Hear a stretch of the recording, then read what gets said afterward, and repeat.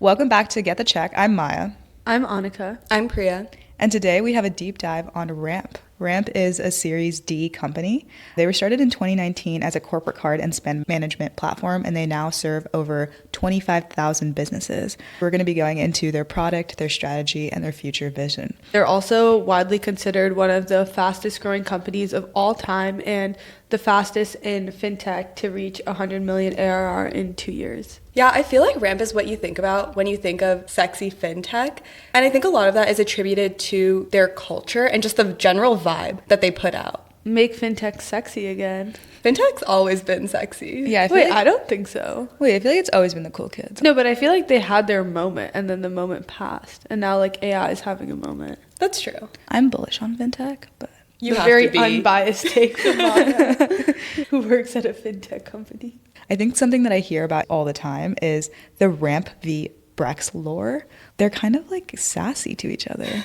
I know, it's like a little competition. I go on the Muni every single day to work, and it's literally a competition of the ads. Like, I know way more about Brex than I ever needed to know. I know like how many hours they've saved Scale AI. Wait, the Ramp wrap buses are crazy. They're neon yellow. I know, moving. I was going to say Brex's color scheme just doesn't hit the same. Yeah, and so it's like, of course you're going to be like, what the fuck is Ramp? Isn't there like Ramp bus lore about how their ads are just being run for free? Yeah, I Wait, think they what? are being run. Yeah, they're being run for free No because way. they originally paid for it, but they only like take the cover down If when there's someone another. else Pay. Yeah, Oh. but yeah, Ramp was founded by three guys: Eric, Kareem, and Gene.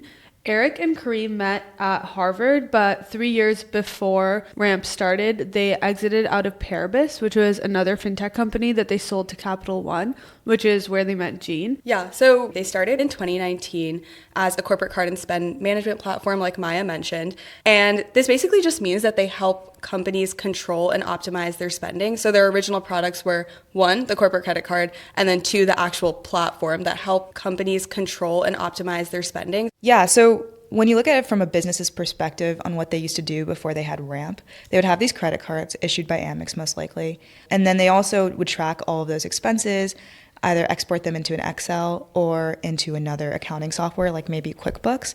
And then they would have to use QuickBooks to kind of close their books to report the revenue that they're generating. And so this process was basically pulling in a bunch of different things from a bunch of different softwares. And so there really wasn't like a single pane of glass, is like maybe the best way to describe it, to see everything in one area.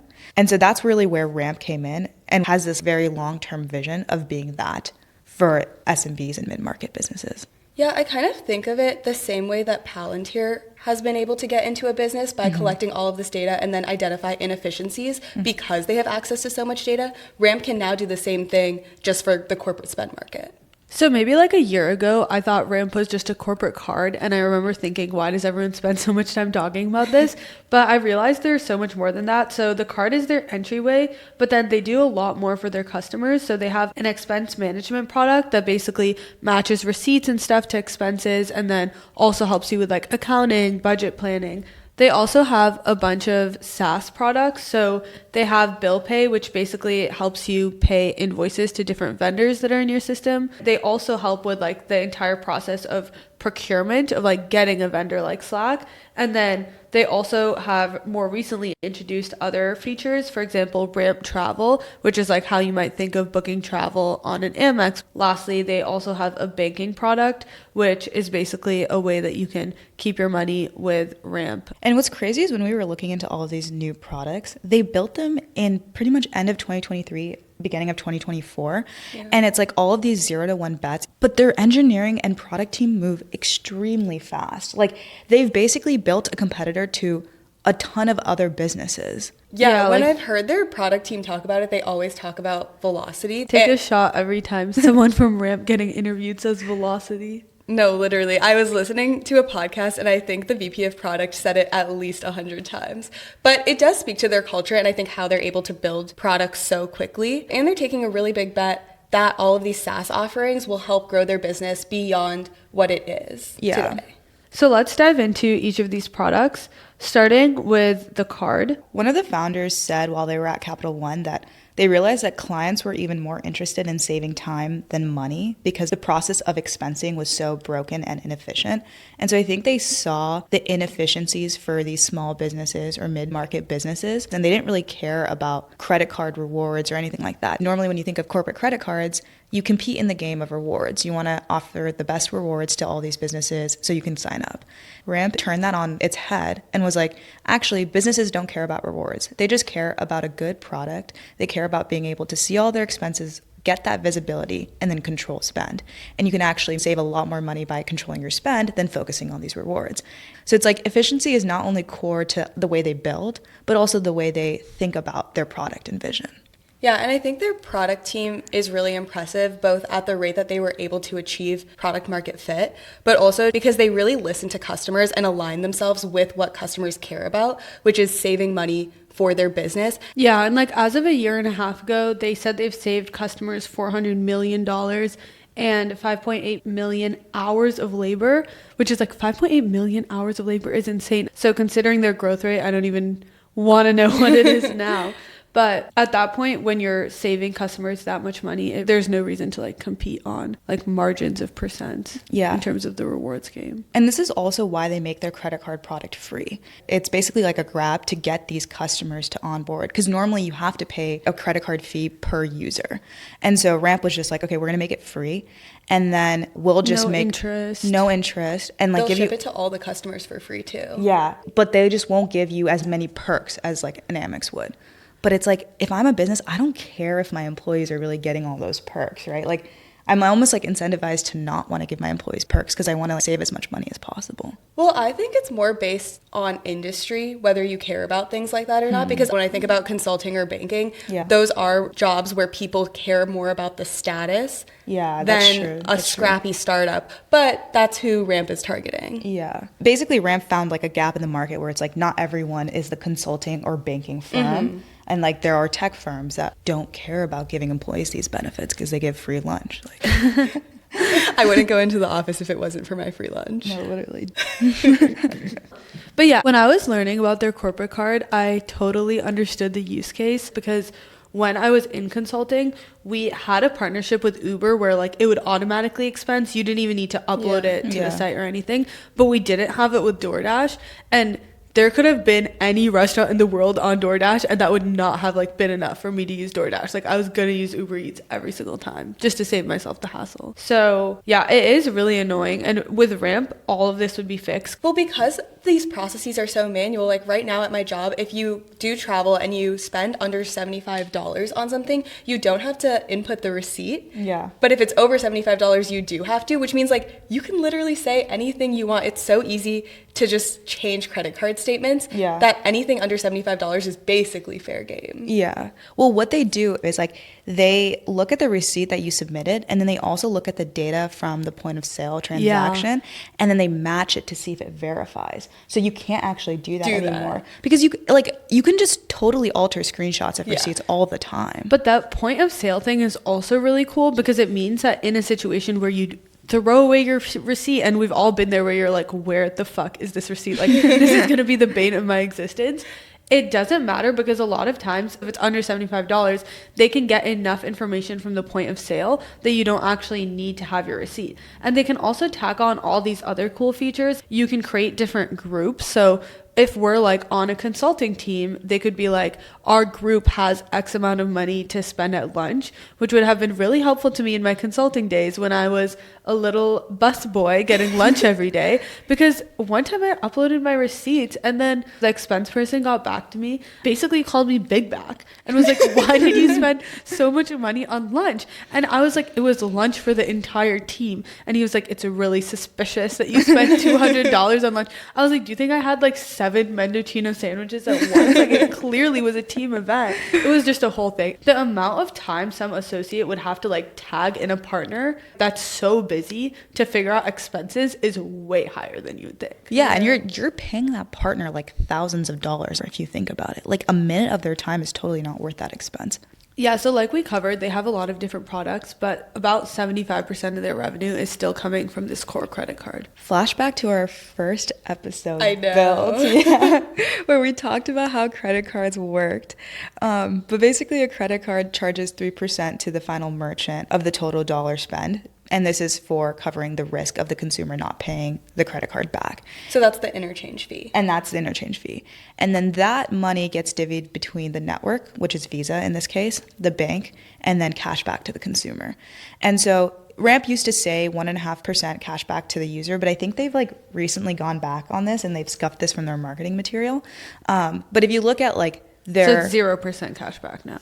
I don't think it's 0%. It's dynamic, is what they've said. Yeah. That's so creative. Well, they're definitely trying to cut back on how much they give back. For sure. It's likely that they're paying the bank and the network combined like 100 bips, which is 1%, the consumer 1%, and then taking home 1%. And this really makes sense because they quoted like 100 million ARR in 2022 and then like 10 billion transaction volume. And so that kind of just works out because that's like the core credit card business where it's like 10 billion transaction volume, 1% of that equals 100 million in ARR. And so we can think that they're making essentially 1% on all total spend that goes through their platform. I think every time Maya says bips, my mind is doing mental gymnastics. Yeah. So we don't know exactly how much total transaction volume they're getting now because they haven't released that information. But in 2024, there's been leaks that they were making 750 million ARR. And with all their new product releases in 2024, it's hard to assume a lot of these products make a lot of money. So we think we have estimates that there's like 50 billion in transaction volume and they're making around 500 million in ARR from that now. Another huge part of expense management is more on the financial planning side. The use case for this would be like accountants and controllers have a way easier time. Yeah, so basically what Ramp does is it takes all of like the expenses and then it can export it to your accounting integration. So for example, Ramp will push all the data of like the expenses that the employees are making to QuickBooks and then you can write it as a line item on your like financial statements.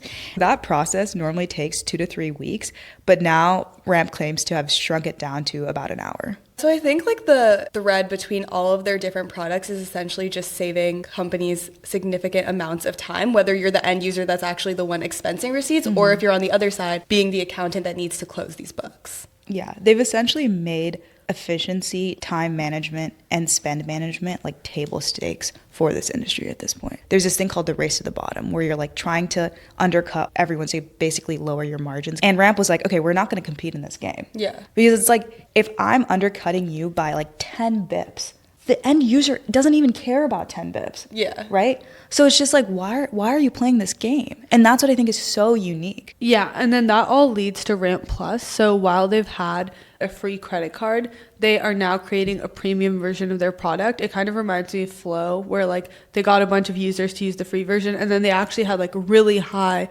monetization rates. And I feel like for Ramp, it'll be even higher because it's B2B. Yeah, and Ramp was doing this thing where they basically offered Ramp Plus to all of their customers for free for like a year. Yeah. Yeah. SMB customers. Yeah. And if you look at all of the features that they provide, they're actually like pretty sticky features. You can make your own workflows that automate things that you do on a daily basis in regards to expense management. So it's like, okay, now I have this product for free. I'm going to do this workflow. It's going to work. Now when they're like, oh, your free trial is over, like, of course I'm going to upgrade. It's like the classic free trial to upgrade thing. But their products are so integrated into your stack that you can't probably live without them at that point. It's like how I have to pay for my Aura Ring subscription. Like I have no other option but to do that. It is that model. But I also think it just represents the shift of them just trying to monetize their platform now and not just make money off of just the corporate card's credit spend. It's also such a creative marketing strategy to be like, we created this really cool product, but for all of our small business customers, we're going to give this to you for free for a year. And like, they look like the hero. Yeah. Wait, honestly, that is what Ramp has done, is position themselves and market themselves so well. Yeah. Yeah. They're geniuses at marketing. Like the helping hand to the small business economy. Like everyone loves small businesses. Another thing I saw was that it's priced at $15 a month per user. And so if you're getting all these people on for free to begin with, I feel like a $15 per month cost for a product that's really useful to you is totally worth it. Yeah. And it's not employees at the company. It's like the controllers of like whoever's using Ramp, so your accounting team. So you're probably only paying for like 5 to 8 users.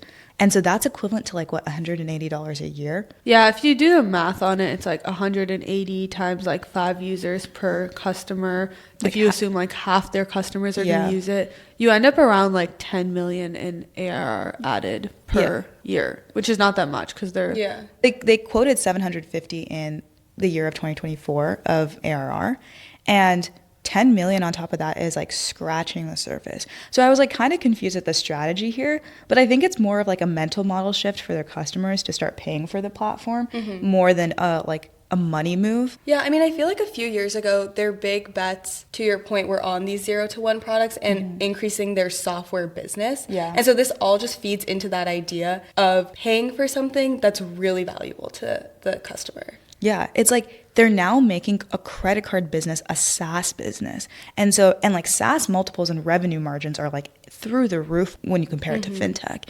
And so it's like this transition that they're trying to do. So yeah, now that we've done kind of an overview on their core platform and their subscription model, Ramp Plus, I think it's important to go into each of their new products because I see them as different arms of their business and honestly like competitors to many multi-billion-dollar businesses in the market today. The first one I wanted to start off with was their bill pay product. Yeah, so bill pay is basically just managing all your billing payments in one place. They've really changed the game here with their technology and specifically the AI that they use within the product because it takes away a lot of the manual labor while still capitalizing on this area where there's a significant amount of transaction volume happening. Yeah, I read this crazy stat. Businesses spend $120 trillion in the economy a year, and $1 trillion of those dollars go through credit cards. So if you think like, where is that $119 trillion spend going through? It's going through invoices and doing bank-to-bank transfers because when you're paying your vendors, you're paying them large amounts. You don't want credit cards to take 3% off of that. Right. So bill pay is like a huge business because it's essentially like a business where your vendor sends you an invoice and then you can pay that invoice back. So I was trying to really size how big this business could be worth. If we take a quick look at Bill.com or now Build Holdings, they say that they process approximately 29 million transactions and manage around 80 billion in total payment volume. And they charge a monthly fee for its services. So when you look at revenue, you want to look at the revenue just for the transaction fees. And this surged to $250 million in the last quarter, reflecting a significant portion of their revenue. So basically, there's a business to be had here. If you look at like Ramp's transaction volume at 50 billion, and then you can now add in like vendor transaction volume, I'm sure it's baked in a little bit, but I'm sure they're making a ton of money off of this product and will continue to make more money.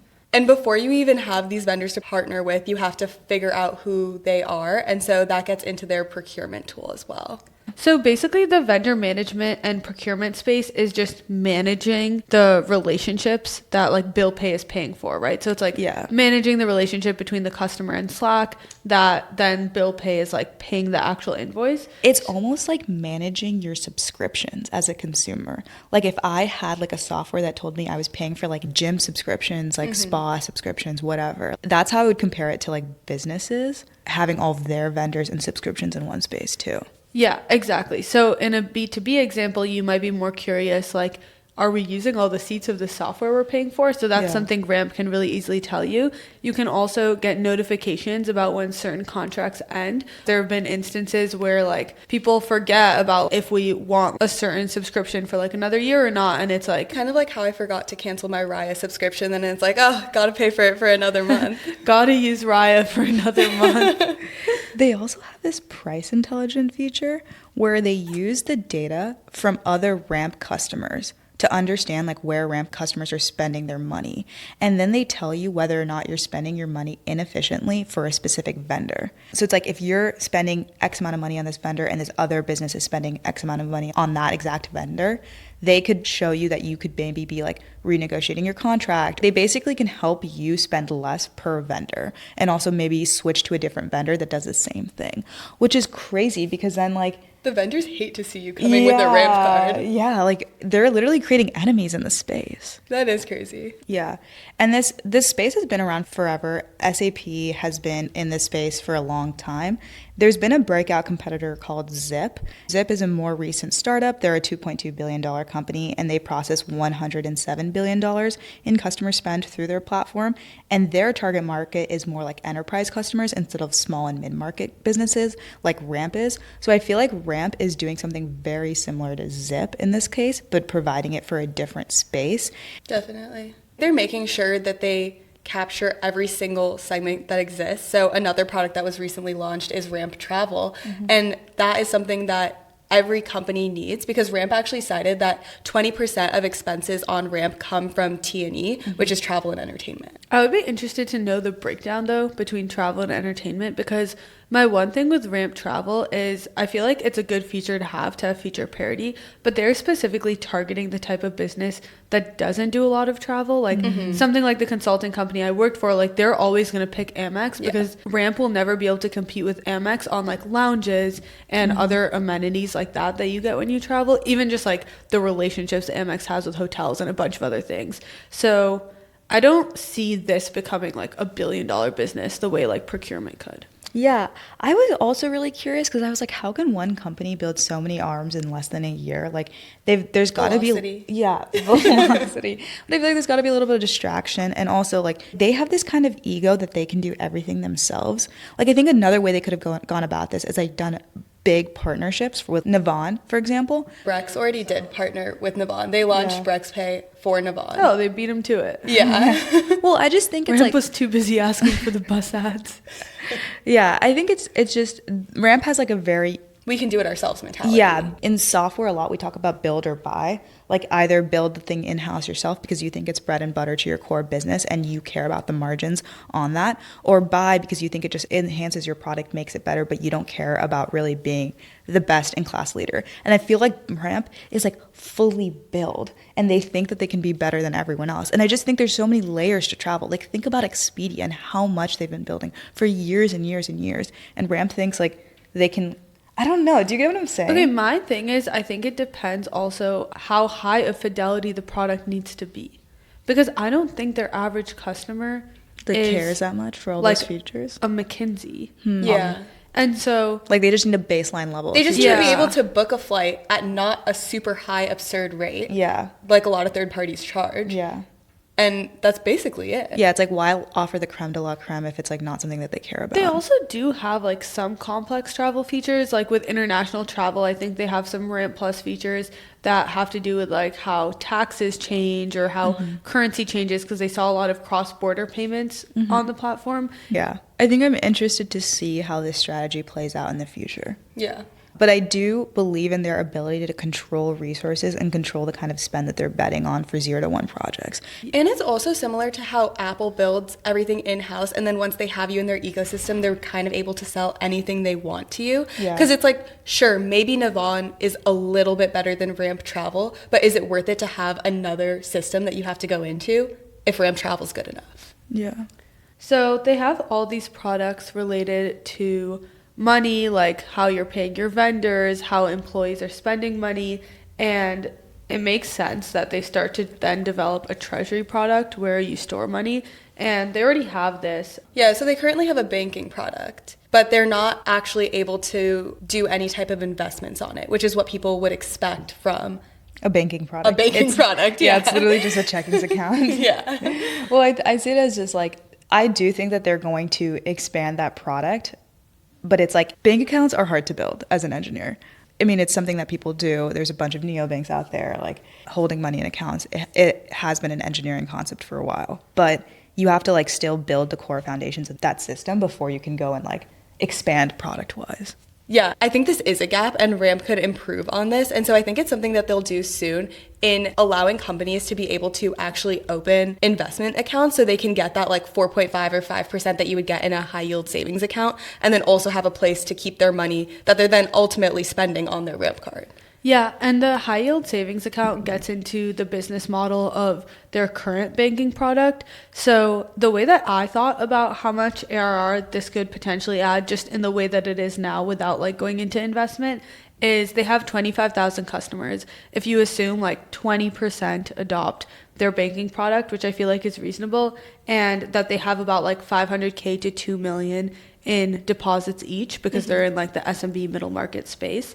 That results in $2 billion to $13 billion in money that Ramp is holding. And then basically the way they make money is they're earning 5% back from treasury bills on that money, like let's say on that $10 billion. And they themselves end up taking 1% and then give the other 4% back to the customer. So they could add like anywhere from 20 to 100 million ARR at the end of the day. Yeah, I would agree with that kind of breakdown. I also think of it a little differently because I used Mercury, which is a banking platform as well, and looked at how much money they make from deposits to revenue ratio standpoint. So in 2022, Mercury had $4 billion in deposits, and the revenue for that year was $15 million. And so when thinking about Ramp, earlier we said we estimated Ramp making $50 billion in transaction volume. And so let's say on the high end, 50% of that money was held in accounts, because you can assume that businesses have that money. You assume 25 billion in deposits, and then when you apply the same ratio that Mercury is making, you can see maybe 100 million in revenue. And that's on the high end. Now, if you take it lower to like 10% or like 5 billion in deposits, they basically could have a business that's equivalent to Mercury's in 2022, and they could grow like Mercury over time. So do you guys think that like Ramp's product would take out Mercury? No. I think Mercury is known as the bank for tech startups. Similar to Ramp, they have a really big brand presence. And I actually, Maya's point about travel earlier, where she said like Ramp is just like creating this product when something like Navan has built so deeply in this field. I feel that more about Mercury. Like there's all these things Mercury does. Like they take the money that a startup has and they spread it across different bank accounts, even though it's all technically held within Mercury in order to diversify risk. And I haven't looked too much into them beyond that, but I'm sure there's a bunch of other features they have. So I think it'll be really hard for Ramp to reach feature parity. I could see, though, customers that are smaller using this, and also like tech startups that just want like one more account using this, because tech startups do try to like diversify where they keep their money. Yeah. I feel like the classic rule for fintech companies is like you start with one thing, which is like maybe credit cards or bank accounts or whatever, and then you just expand to all other offerings. You essentially want to be a part of the money movement wherever it is. For example, you want to hold it, you want to store it, you want to spend it, you want to move it, you want to loan it out. You want to basically expand into all of those offerings, and just to make a more complete product suite, because like why wouldn't you add on these businesses if they're like $100 million generating businesses, right? Especially if you have like a core product stack that you don't have to build from scratch every single time. So from an engineering standpoint, from a product standpoint, it just makes sense to like for them to go into this space as well. Yeah, and as they're building out all of these different tools, whether it's like treasury, travel, whatever it might be, I think it would also be a really smart and strategic pivot for them to allow customers to individually onboard onto these products and use them as more of a point solution, as opposed to having it all tied to something like Ramp Plus, or like you have to have this corporate card to be able to use any of these other features, because they are standalone products. I could see them more for some features than others. Like I couldn't see you doing like Ramp travel without the credit card, but I could see you doing their like procurement stuff without the credit card. Yeah.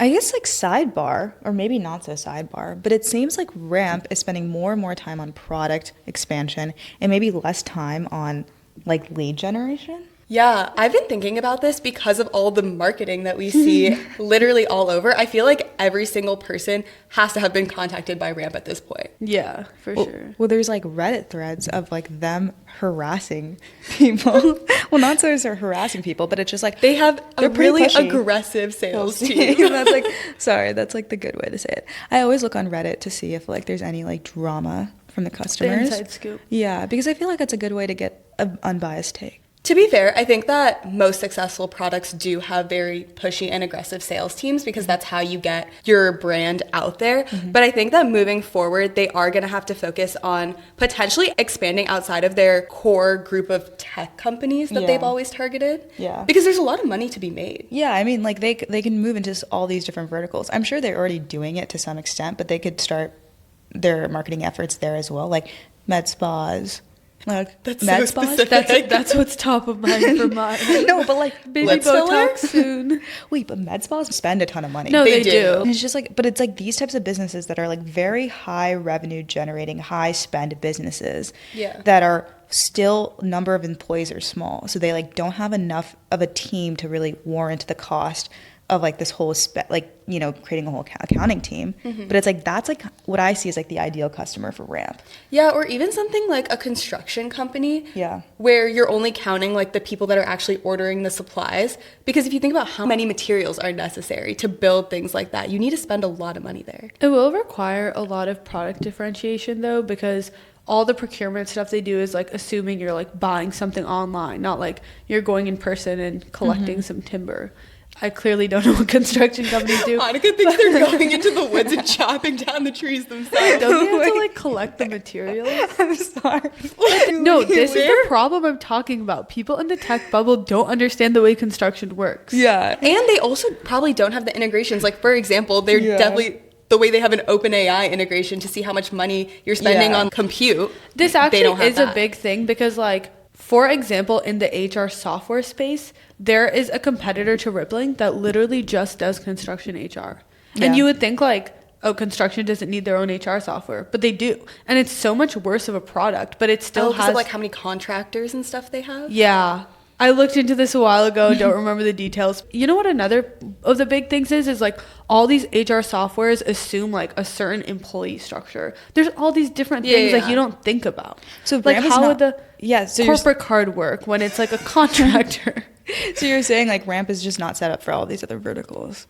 As far as I know, not right now, but I'm sure they could do it. Yeah. It's like the same way like Rippling probably saw that company and was like, we'll whip up construction specific features.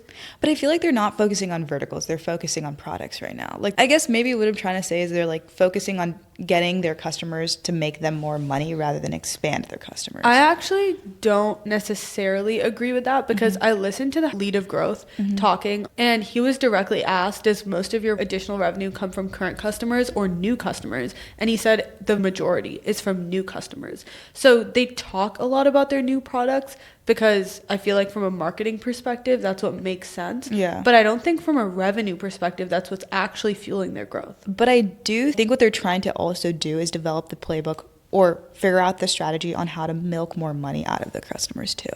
But I think it is striking a balance between the new and existing customers. So it's like you can expand breadth-wise of like your suite of products, but it's also how much can we get our existing customers to buy into all these products? Because I personally think that when Ramp looks at their growth for the next year or so, it's not going to be about 2xing the number of customers necessarily. Speaking of all this strategy, I wonder where Brex is at with their strategy. I feel like they decided to just cut off their small business market, and it's crazy because now Ramp is like skyrocketing. I guess for a quick background on Brex before we come for their entire strategy, they started in June 2018. And they basically had a lot of YC companies that adopted Brex. And they had this kind of grassroots movement to get users where they like... Grassroots movement is crazy. Like they contacted a lot of founders, like a lot of their friends. They're the first ones to be like, there needs to be a startup in the corporate card, corporate spend space. 4 years after they launched is when they reached the crossroads that you guys were referencing, where they need to decide if they're going to commit to the SMBs on their platform or try to build for the tech startups that originally got onboarded that are now like way bigger. Yeah, so in April of 2022, they announced a strategic shift to focus more on enterprise customers and discontinue their services specifically for SMBs, which made so many people so bad. Yeah, and this was not just a few customers. Yeah, they cite tens of thousands of customers. I think it's crazy that they're just like shut off their platform for paying customers. Like, I can't imagine you just decide to just turn this off because you don't want this revenue anymore. I don't get it. Okay, one thing I was thinking about with the timing of this is that it does time in with COVID. So they saw that a lot of their SMBs were actually just like brick and mortar stores, like bakeries, laundromats, things like that, that were probably shut down. Maybe they were defaulting. Because in Ramp, we always talk about how they actually make money, but there's still risk in being a credit card company. Because if the consumer doesn't pay the credit card, then you lose all that money because you already paid the merchant. I think it is a reason that could have contributed to this decision to focus more on enterprise customer. Even if you thought that this was negative or like potentially not a profitable business, like wouldn't you want to still cut the amount of resources for that area and then trim the fat like a PE would and then see how that goes for a little bit longer? Like we don't know. Maybe they did that. Yeah, I guess we don't really know, but I find it really odd that they really believed in this so much to just turn away all of these businesses. They probably had projected out losing money on it. And And I think it was kind of a thing where their like PR didn't do the best job at communicating what they were going to do, because the CEO has even basically apologized for the way that they went about it. And so I don't think it's as much of like maybe this was the wrong business decision. I mean, that's a separate conversation, but I think the way that they communicated it made them out to be the villain. Yeah, like Reddit threads hate Brex. They actually tear them up, and they're like, they think they're too good for small businesses. They're so arrogant. And it's so funny because if Brex had just never served small businesses to begin with, no one would have been like, they think they're too good. But they basically villainize themselves. I'm curious from a numbers perspective. I know Brex was the breakout player in the space. How is Ramp now compared to Brex at its peak? The main metric you want to look at is total purchase volume, which is TPV. And there was a third-party source that looked at total purchase volume of Ramp versus Brex in 2023. At this time, Ramp was significantly higher than Brex, even though Brex flexes all of their high-profile customers that they have. Yeah, they are a little bit exclusive about their growth and revenue numbers. Like I was reading a TechCrunch article that was reporting on Brex v. Ramp's quarter-over-quarter growth rate. Mm-hmm. And the Brex spokesperson was just like, we don't believe in looking at quarter-over-quarter. Like we look at year-over-year, and like wasn't giving the same amount of information, which makes me think it's probably because the information doesn't look good. I agree, because in their 2024 year in review that the CEO of Brex put out, they basically were flexing their customers and being like, all of our customers combined are $3 trillion in market cap. And it's like, okay, cool. That's great for the customers. But what about you? Like, how much are they actually spending on your card? Because that's where you're making your money from. I do think there's something to be said about targeting like enterprise or bigger businesses. You really just have to focus on the deal value and providing enough value for them to warrant the change management cost of going from whatever your previous system was to the new system. And so like if you can crack that space and basically compete with Amex in that space, it would make sense to do so, but I don't know if Brex is doing a good job at this. Yeah, I think things are looking up, at least from like 2022 or 2023, and they had to do a bunch of these layoffs. I just still see Ramp as more competitive.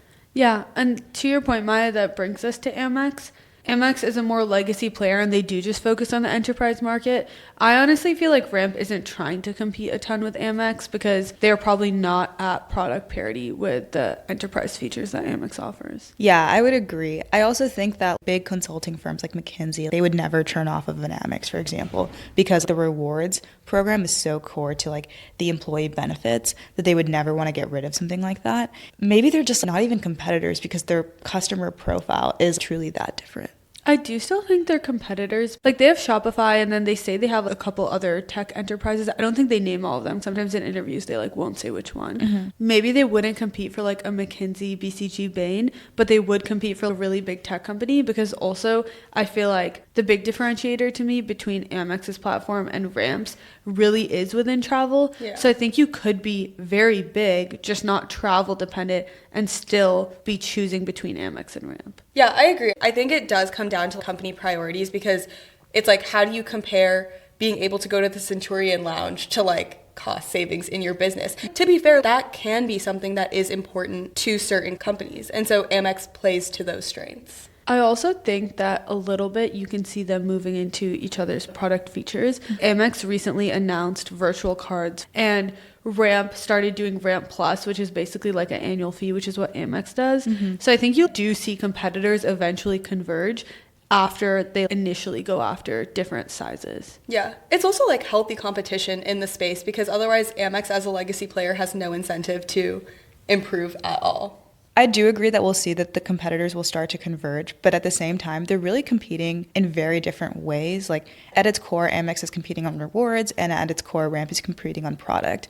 And so I think that just lends itself to different markets. It is two different philosophies. Like, do you want rewards or do you want time and money saved? I actually had a huge aha moment when I was researching Ramp, when they were saying like, oh, of course a business would rather time and money saved than rewards. Mm-hmm. And I was like, wait, I would also rather time and money saved than rewards. And then I thought about it, and I was like, wait, maybe this is why my Robinhood Gold card has been so much stickier than I expected, because it just gives me 3% cash back on everything.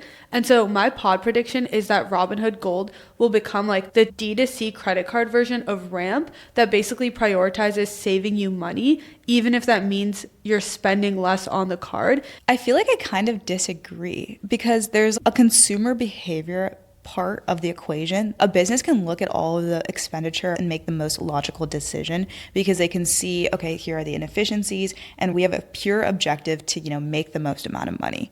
But in a consumer world, there's so much psychology that goes into like what you buy and when you buy it and how you feel about it. I don't think it's so cut and dry. I feel like there's so many platforms that try to aggregate your spend and make your spend management better, and I never see them take off. I feel like it's like people want cash back, but they also make excuses that points is better because now they can get a trip for free. Yeah, it's like a psychology game, and I don't think they're incorrect. I think there's people that don't care about rewards because it doesn't matter to them. But at the same time, I still think a lot of the industry is like so psychology driven. I feel like there's two parts of this. One is people prioritizing rewards versus cash back. That part of it, Robinhood's already in it. They're already doing 3% cash back. And I actually do think people like that. People were freaking out about the Robinhood Gold Card. And that's those people being Maya. Okay. Yeah, I know. Maya's just salty about my pod prediction because she's still on the wait list. Well, I was freaking out about it. Okay, I do really want the Robinhood Gold Card. I will agree. But I don't think I represent the average consumer. I don't agree with that. I think that our group of friends is the most points rewards driven people that there are in the market. And even within that group, people are very down for Robinhood Gold. When I talk to my parents or my friends' parents, they hate rewards. Like, I have a friend whose parents have literally hundreds and hundreds of thousands of Amex rewards and never touch them. I don't think like older people are playing the rewards game as much as we are. And I think they genuinely would prefer just having some cash back in their account. I agree. The Costco credit card, for example, gives you cash back. And my parents get so excited to see the cash back versus like any amount of like airline miles they get. Okay, but at the same time, I agree on cashback, right? And we have to remember that Robinhood's card is definitely a loss leader. 3% cashback is unheard by industry standards. I think of it as a customer acquisition tool. So to really compare it to Ramp doesn't make sense because Ramp is not even offering any sort of competitive cashback at all. They're just offering a product. I'm not comparing the cashback to Ramp.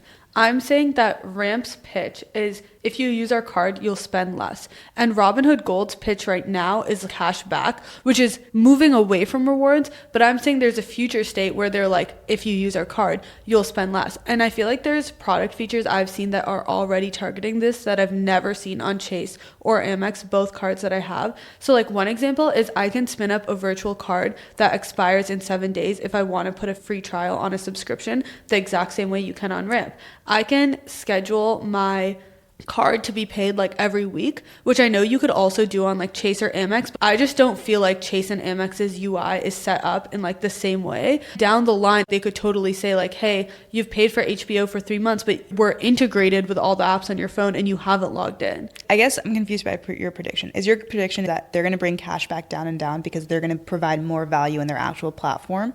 I feel like you're focusing too much on the cashback, but that's like not really what I'm focused on. I think that they'll say like, we'll identify spend that we think you could have eliminated. To your point, it starts to get psychological, but I feel like AI will be able to do that. I guess I would agree with your prediction in the sense of like, I could see other competitors basically coming out with the same cashback percentage. And then at that point, they stop competing on margin. The race to the bottom is over and it's all just competition on product. And I think that's where your prediction really shines.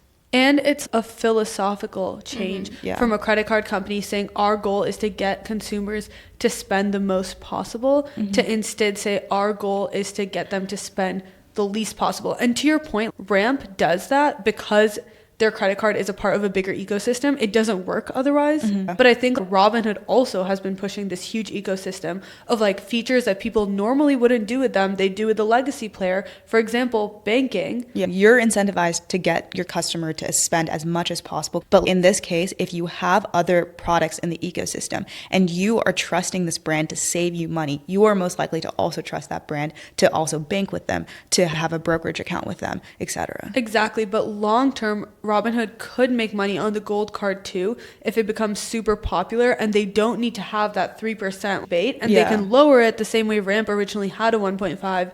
Now it's a mystery number. Like they can do that too. Yeah. If my credit card could show me that they saved me like even $200 a year, I'm way more likely to choose that card. Yeah, like I'm down. Yeah. Yeah. Maybe $200 a year is not enough. But you get what I'm saying. Yeah. No, I get what you're saying. They're definitely going to up the Robinhood Gold price at some point. Like, it's unsustainable right now. And it's like the same as the Aura Ring. Like, I have to have a Robinhood Gold membership in order to have the card. Yeah. It's not like free. Yeah, the card Yeah. isn't free. Yeah.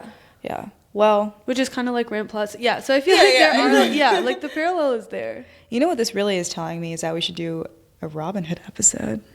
Maybe. Maybe. Future prediction. Future prediction. Maya's now making future predictions about her own actions. If anyone wants to refer us to a Robinhood interviewer, we would love to interview someone from the company. Anyways, to wrap up this episode, we had a great time talking about Ramp, their future strategy, their products, how they've changed the space overall for small businesses, and we can't wait to see what they do in 2025. Thanks for listening to this episode. Next episode, we have an interview with a Series A founder, and we're really excited to kick off our interview series in general. We have some really exciting founders that we are already set to talk to, so stay tuned for those episodes. The first one is coming out next week. Thank you for listening. Bye. Bye.